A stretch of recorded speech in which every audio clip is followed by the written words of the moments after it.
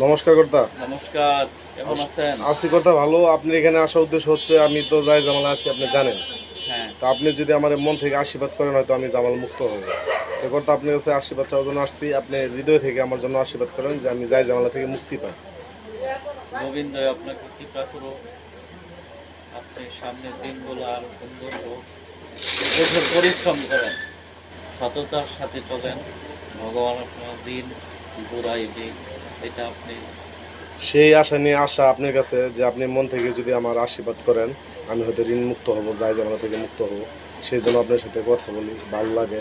তো আপনি ব্রাহ্মণের ছেলে, অবশ্যই আপনার ভিতরে ঐশ্বরিক শক্তি ভগবান দিয়েছে এবং সেটা মন থেকে যদি আমাকে আপনি হৃদয় থেকে আশীর্বাদ করেন। আশীর্বাদ করি আপনার মনের আশা পূর্ণ হোক।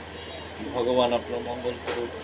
আপনি স্ত্রী, পোলাপান, মা বাবা সকলকে নিয়ে সুখে শান্তিতে বসবাস করেন, এইটাই কামনা করি।